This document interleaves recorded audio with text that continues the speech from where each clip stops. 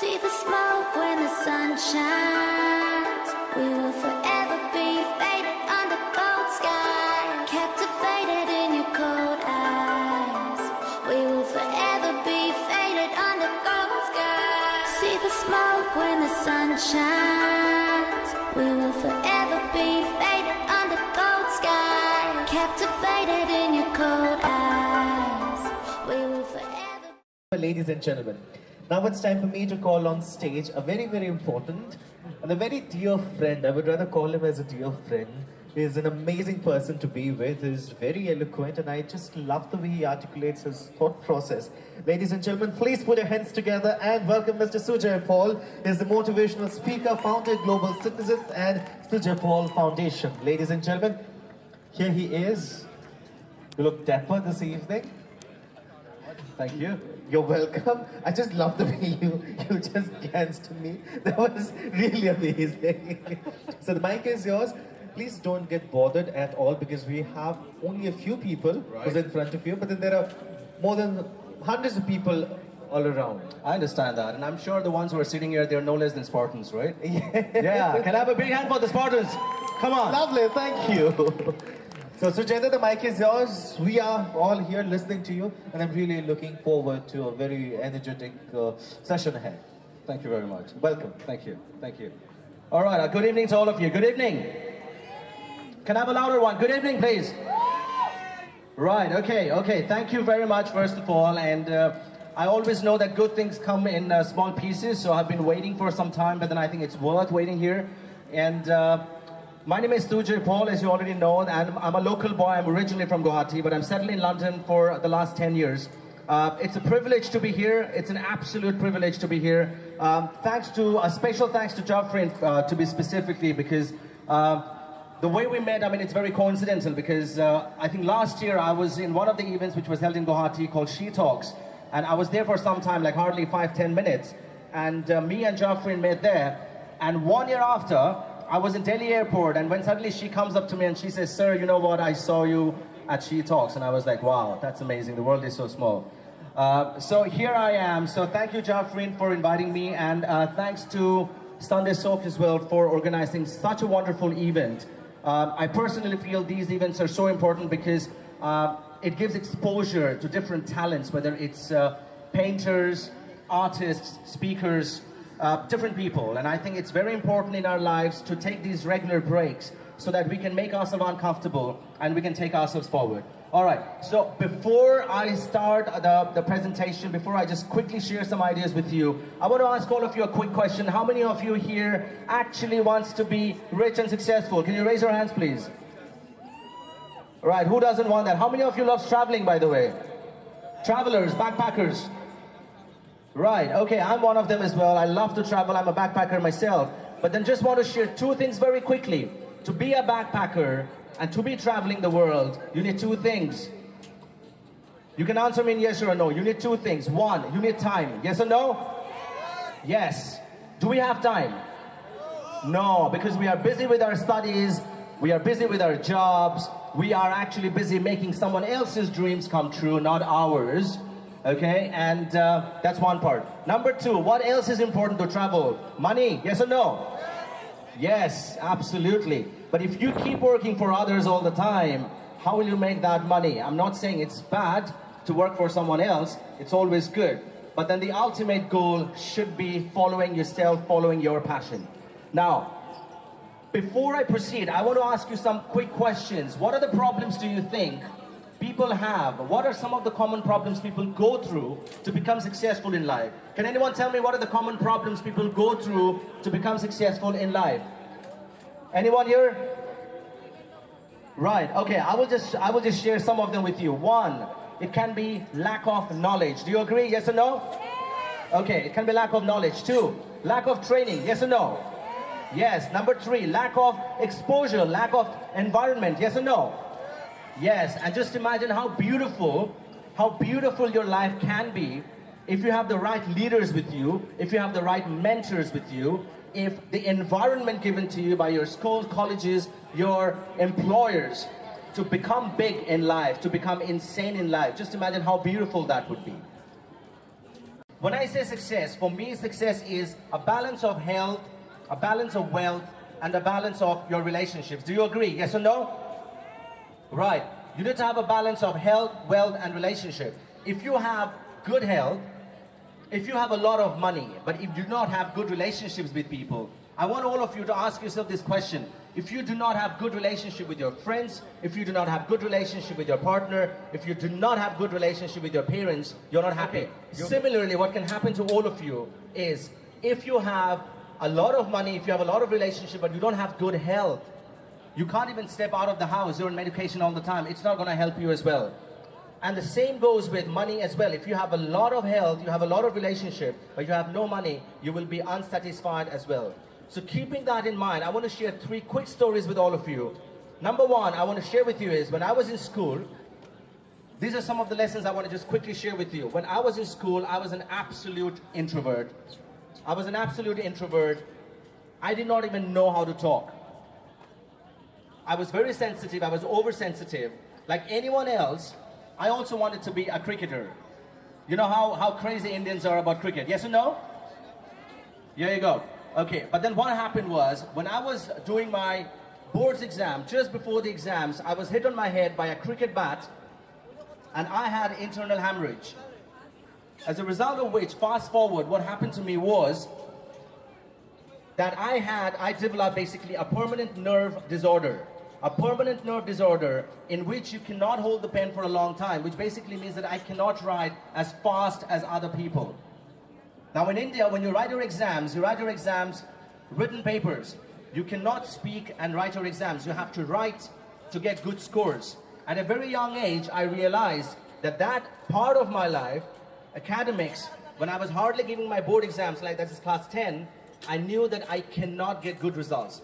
In a state, in a country where people talk about degrees, when people talk about masters, when people talk about engineering and medical, I myself knew that I cannot reach that level because of my deficiency. But I want to share one thing very quickly with all of you, that what happened was I was a crazy reader, and there was this one book I specifically read which said, tough times never last, but tough people do. When I read that book, I just realized that it is up to me to decide. Failures can hit me. If life is hitting me, I'm going to hit life back. And that's important. And since then, I never looked back. And I told to myself that I will not focus on these small, small goals. I will make life goals, which is much bigger than all these things. And I want to see, when it comes to my life in the long run, where do I stand as compared to the rest? That was the first thing that I told to myself. That was the first lesson I learned.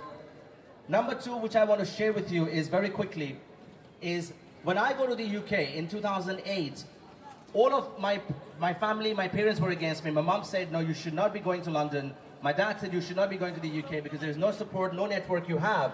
And by God's grace, fast forward, today my company is called Global Growth Consultancy. It's one of the best companies in the UK. It's in top 10. And I have, with a lot of pride, and because of my grandfather's blessings, I must say that I've got 15 British employees working under me. And it's a brilliant feeling to have. It's a brilliant feeling to have. What I quickly want to share with all of you is this. I'm not here to share what kind of achievements I have, what all I'm doing. What I want to share with all of you is, when I was in the UK, maybe when you stay away from your country for a long time, you miss your country, you miss your place. And with that vision in mind, we have created Sujay Paul Foundation. It's on my name. By the way, you can find me out in Facebook, YouTube, hashtag Sujay Speaks. The whole idea of the foundation is to work for people here. The whole idea is to work for people in the Northeast, pan-India. Me being a local boy from Guwahati, I've only understood one thing. Even now today, I've been waiting for like 5 hours, and I saw so many amazing speakers, irrespective of different age groups, so many amazing speakers, brilliant ideas, brilliant vision, brilliant mission. And I know how important it is for startups to get that exposure, to get that support. So my foundation is all about working with all of you. I request all of you to join hands with me, but in return, I also want to work with all of you, if it's possible. I want to work with all of you because it really does not matter which NGOs we are working with, which foundations we are working in. At the end of the day, our objectives are the same, our missions are the same. So the more and more we join hands together, the more we can make this world a better place to live. currently we are working on different projects. First of all, we are working with, as some people already said, we are working on street dogs. We're working for animal protection. In the European world, it's very strict, but in India, I see that it's nowhere near the rules and regulations. And I want to share this one thing with all of you, that how important it is. As someone just mentioned, that some people say that they are dog lovers, but they only carry breeds. I have no problem with breeds. I love Labs, I love Alsatians, I love German Shepherds. But at the same time, if you call yourself a lover of dogs, you should love every kind of dog. If you call yourself a musician, you should love every kind of music. You cannot differentiate. You cannot differentiate all of that. So it's very important. So our foundation is working, one, with animal protection. Two, we are working for orphans, because I strongly believe, I come from a middle-class family, and I strongly believe it really does not matter how you were born. What matters is how you perceive failures. How you perceive failures, how do you respond to those failures, defines who you become in the future. So I want to install that mindset in the youth of today, irrespective of whatever financial backgrounds they come from. And I want to tell them, it really does not matter where you come from. What matters is what kind of mindset you have. I can share quickly some of the examples. If you see Steve Jobs, he comes from a poor family. He started Apple in a garage. You look at Warren Buffett. Okay, he was a newspaper man. Look where Warren Buffett is, one of the biggest investors in the world. You look at Richard Branson, he was diagnosed with dyslexia. Everyone said that he's abnormal. Look at him, where he is right now. Okay, so these are some of the examples I want all of you to drive motivation from. Definitely drives me as an individual.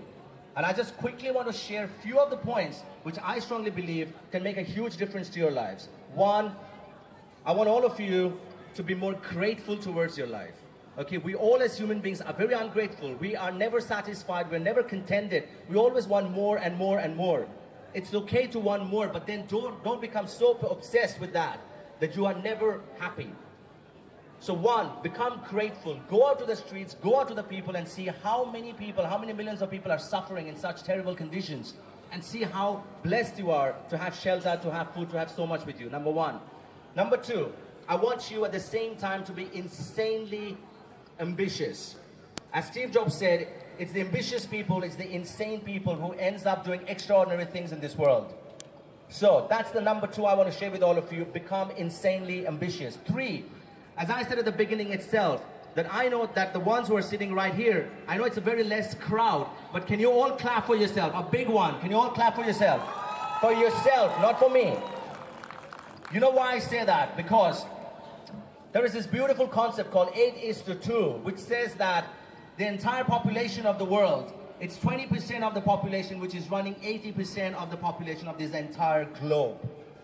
It's the 20% of people who are successful, 80% are average. And the fact that you all are sitting right here, it puts all of you in that 20% because it shows how committed you are to your life. Can you have a big hand again for all of you? Great. Thank you. So I just want to share this with all of you. And last but not the least, I just want to tell you that be a giver. Giving is beautiful. Don't try to consume. Don't try to buy things always in terms of for yourself, which is not necessary. Be a giver, because the more you give, the more you get. When you give, it gives you immense happiness. And believe me, my friends, it is priceless. And the last thing, I heard some people here talking about motivation, that how some people can stay motivated. How some people can stay motivated, because it happens with all of us, right? We are putting on weight, suddenly we decide we should go to the gym. You go to the gym for 10 days and then you stop it, right? It happens, yes or no? It happens to all of us.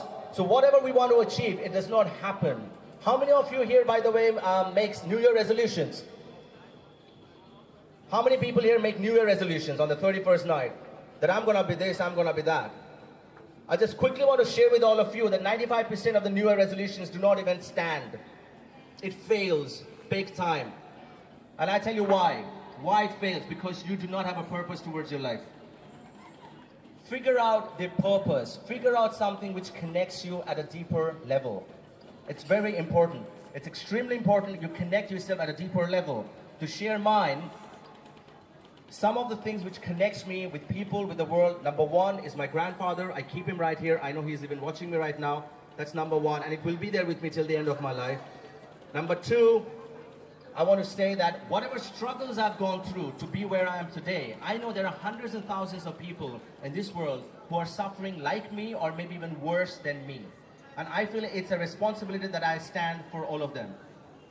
And last but not the least, I want to just close this session quickly by telling you that you all are brilliant, you all are unique. Don't try to copy others, be yourself, because you all have strengths.